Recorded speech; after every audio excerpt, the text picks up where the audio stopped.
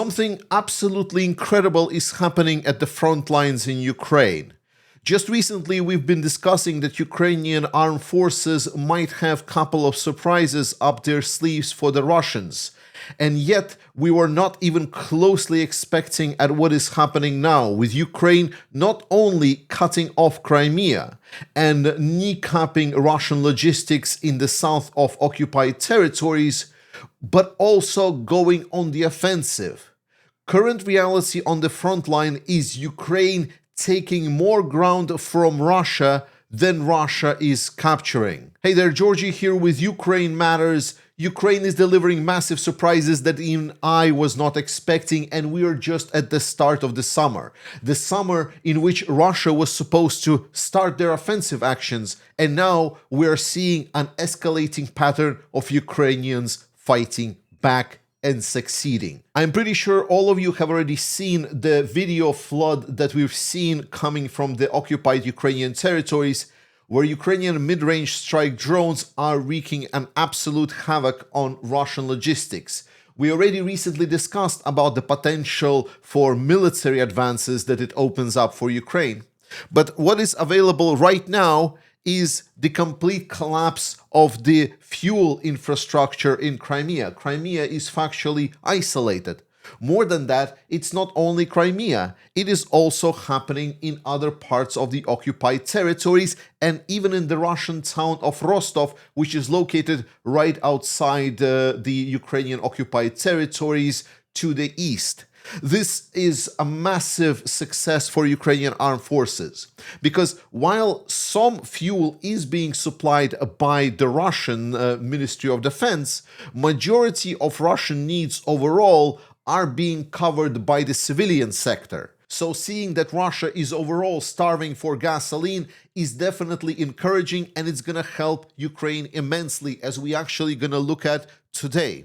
What we already know so far is that basically Ukraine is isolating Crimea. By this point, not only the previously airspace around Crimea was controlled by Ukraine. As you know, Russia was basically forced to send in a lot of anti-air systems into Crimea as they want to control this jewel into the crown of Putin. And they were sending in those anti-air systems, and Ukrainians would destroy them again and again and again and again and again and again, which weakened overall Russian anti-air systems.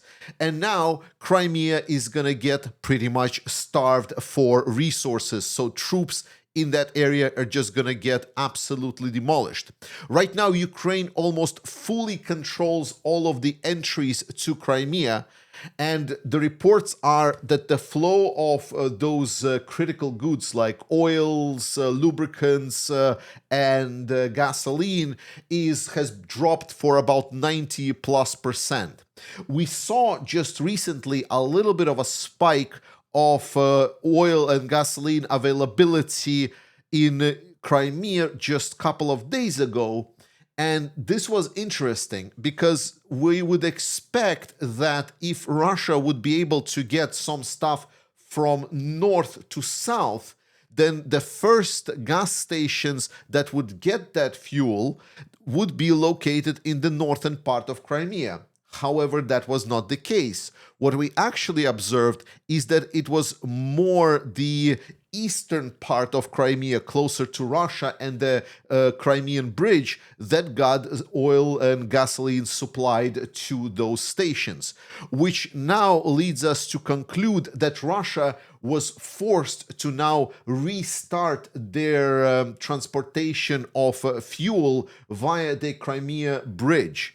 And we're going to come back to Crimea Bridge overall a bit later.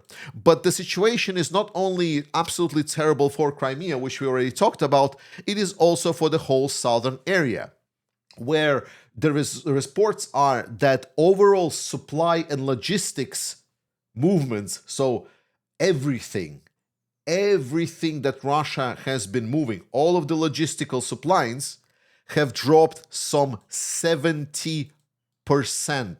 Just think about this. 70% drop in all movement of goods and supplies for armed forces of Russia. And Ukraine is actually using that window of opportunity. Russian Z propagandists are actually crying that Russian soldiers are forced to retreat. They are forced to abandon their positions because they're lacking resources, and even where they're fighting, they are not having that big of a success, and instead it's the Ukrainians that are having the success. The first thing that happened, and it was earlier in the week, is Russians reportedly left the Kinburn split. Now, it is a notoriously difficult place to have forces in. The terrain there is pretty bad. There is just one more or less decent road, and it's very close to Ukrainian-controlled territory, and it's always under attack. So now Russians basically pulled all of the forces out of that split, and now Ukrainians have a little bit of maneuver opportunities for any kind of forward-facing positions if they would need to do so. But more importantly, we also later down the week heard some rumors first that Ukrainians are being active, and just recently we finally got confirmations from the Russians themselves that Ukrainians are capturing territory previously held by Russians. And not just in one position, not just in two, but in a whole 3 areas. The first area is Russia has already seen some degradation previously, which is around Stepnohirsk. This is close to the city of Zaporizhia, and this is right next to the Dnipro River, and basically this is the area where Russia really wants is defended, because if Ukraine is going to succeed here, this could collapse the whole Russian war. And here Ukrainians are continuing advancing, and right now the reports are that they're getting as close as to Kamensk. Again, we're getting only the Russian reports. Ukrainians are being dead silent, and actually I appreciate that. It's better to report later when we get the results. The second reports was actually at the earlier parts of the week. We got some reports that Ukrainians had generally some success in this area north of, south of Pokrovsk and north of Hulaypole. And here Ukrainians are actually succeeding even further. The current reports are that Ukrainians were able to advance from 3 to 10 kilometers deep into the Russian-controlled territory over a pretty wide front area. To put it in a perspective, it's the settlements of Vorone, Ternove, Berezove, Novomikhailivka. Ukrainians are also attacking Zaporizhsky, and there's some fighting around Kamyshevacha, and Novogrigorivka is also controlled by Ukrainians. So you can say that the current front line would look closer to something like this. But the reality is that if this is the area where Ukrainians have been reported, that means that the gray zone would actually expand to something like this. And this is already a massive chunk. Previously, we were looking at this chart from Deep State, where we told that in the month of May, which is this last month over here, Ukraine was able to defend against Russia so well that Russia was able, during the whole month, to capture only 14 square kilometers. But Deep State actually came with an additional statement stating that they were actually extremely conservative. And after Ukrainian armed forces reported that actually in the month of May, Ukrainians gained territory rather than losing it. So we might see for the next month of June for Ukrainians to go into the positive territory. And even if we just look at the situation that was happening week on week from another channel that is tracking this, we saw that there was a significant downshift from the Russians. First, they were capturing 20 square kilometers per week. Then it was 17 square kilometers per week. And then we saw the month of May, Ukrainians gained 1 square kilometer per week. Then Russians kind of did this additional movement and were able to gain 14 square kilometers. But then Ukrainians regained last week 21 square kilometers. And again, most of these reports are pretty conservative. The reality is, when we start tracking into with the gray zone movements and so on, Ukrainians are literally liberating hundreds of kilometers of their own land. I believe we are very close to stating that this year Ukraine is already netto liberated more territory than Russia captured. This year. And we're just starting the summer campaign. So these two directions where Ukrainians have had some success, we already sort of are known for. The new one that appeared is actually around Liman. Yes, the town of Liman.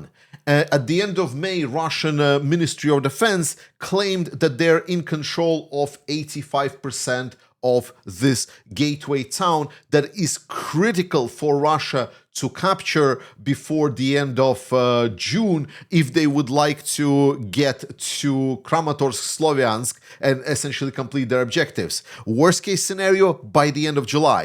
But the reports are that actually Ukrainians are succeeding at fighting Russians also in this area. There are reports that in some of these settlements here in the north, Ukrainians are very silent, and Russians are only vaguely stating that Russian forces had to withdraw from some of the settlements. But Ukrainians are gaining ground also in this direction as well, which is a third direction in the summer campaign when Russia is supposed to, as Putin states, advance on all directions.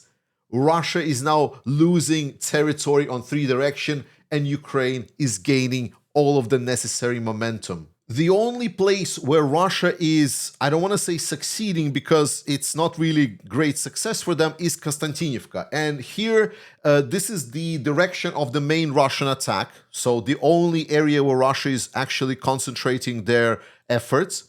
But more importantly, they're also concentrating their propaganda efforts in this area.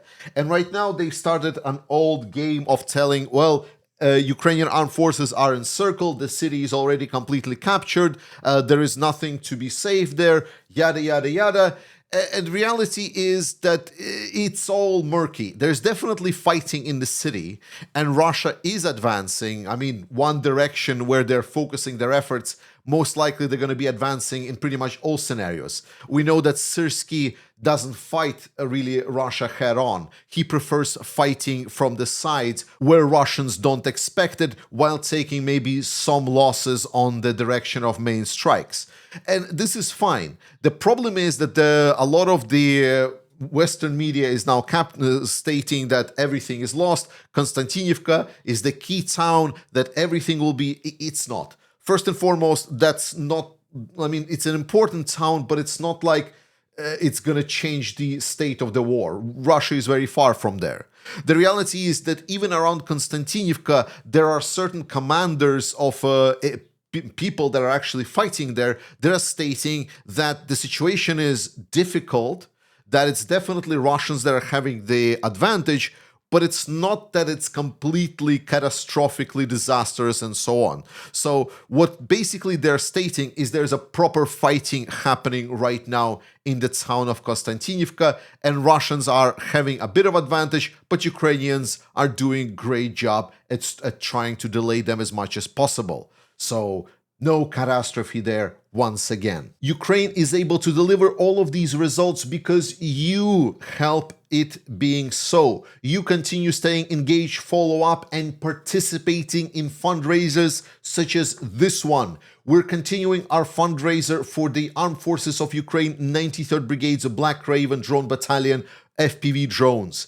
And we are already in the last closing part of this fundraiser. Let's get it done. 25% left. We are strong. We're supporting Ukraine. Let's do it, guys. Slava Ukraini. And very quickly, a couple of other important comments. The first one is overnight, Russia attacked the Kyiv-Pechersk Lavra in Ukraine. And for a lot of us here in the West, this building is pretty unknown. We don't really know the importance of it.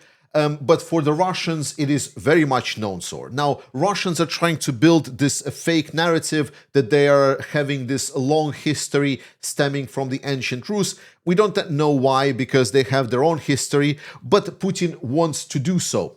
And for a lot of Russians that are believing these fake stories, they are seeing this building as basically one of those holy sites of Christianity in their area.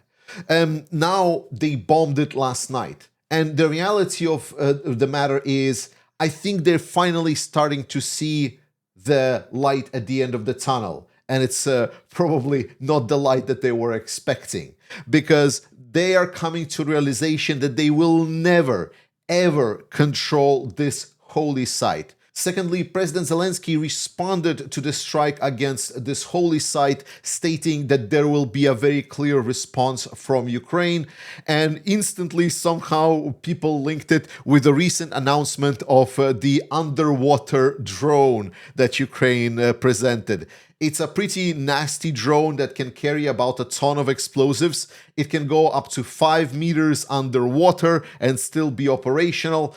So it's a prime target for using against one very notorious bridge. And I think if this holy site was quite famous location, I think there might be another strike coming, especially now that Russians are sending once again the gasoline barrels over the bridge. And finally, the important army reform in Ukraine has begun its first stage. We will go in a separate video about the details, but the long story short, what Ukraine wants to do is introduce a bigger pay for bigger risk, is to introduce termed contracts where people will know where their service term will end.